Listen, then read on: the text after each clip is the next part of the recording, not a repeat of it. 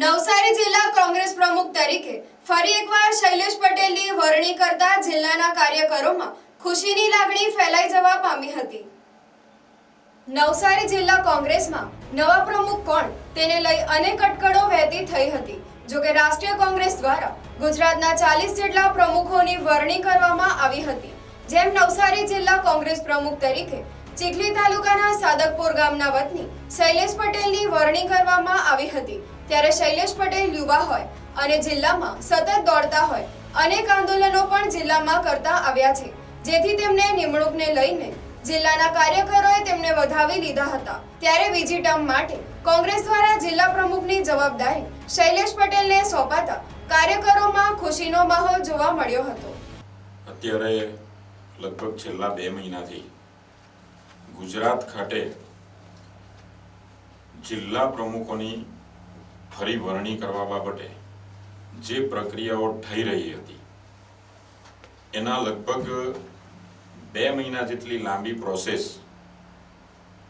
લગભગ દિલ્હી AICC થી ઓબ્ઝર્વરો આવ્યા, PCC થી ઓબ્ઝર્વરો આવ્યા, અનેક કાર્યકરોના મત લીધા, એમના વિચારોને સમજ્યા, કેટલાક નેતાઓના પણ મત લીધા।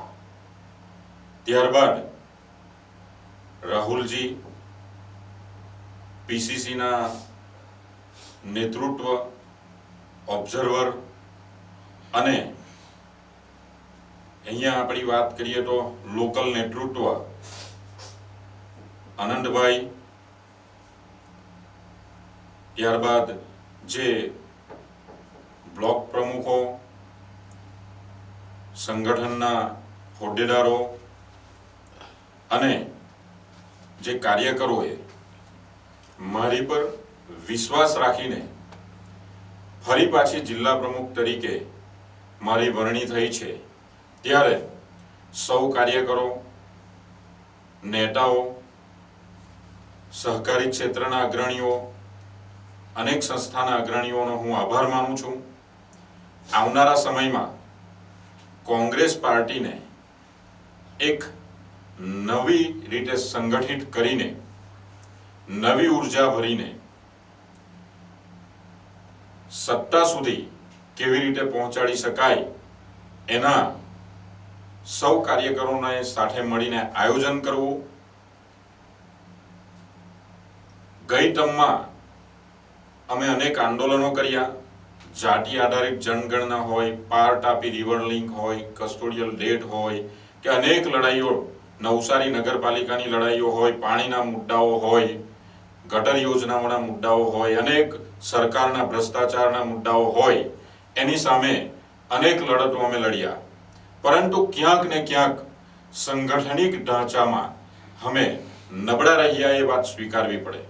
અને અત્યારે જ્યારે બીજી ટર્મ માટે મારી પસંદગી થઈ છે ત્યારે કાર્યકરોનો તો આભાર માનીશ જ, પણ સાથે સાથે કાર્યકરો પર એક માગણી પર કરીશ કે સંગઠનની બાબતમાં આપણે મજબૂત થવું પડશે, અનેક કાર્યક્રમો આપવા પડશે અને પ્રજા, આમ જનતા આપણી સાથે કેવી રીતે જોડાઈ શકે તેના ઉપર ફોકસ કરીને આવનારા ટૂંક સમયમાં તાલુકા જિલ્લાનું ઇલેક્શન, મહાનગરપાલિકાનું ઇલેક્શન જ્યારે આપણી સામે હોય ત્યારે મજબૂતાઈથી લડીએ અને કોંગ્રેસ પાર્ટીને ફરી એકવાર સત્તાની દિશામાં લઈ જઈને જે આમ જનતા, જે સામાન્ય માણસો છે, જેની વેદના છે એને સમજીએ, એમની લાગણીઓ સુધી પહોંચીએ, એમની રજૂઆતો કે જે સરકાર સુધી પહોંચી નથી શકતી એમને ન્યાય અપાવવા માટે આપણે કટિબદ્ધ બનીએ અને આવનારા સમયમાં કોંગ્રેસ પાર્ટીની સાથે સાથે આપણા વિસ્તારને અને દેશને પણ મજબૂત બનાવીએ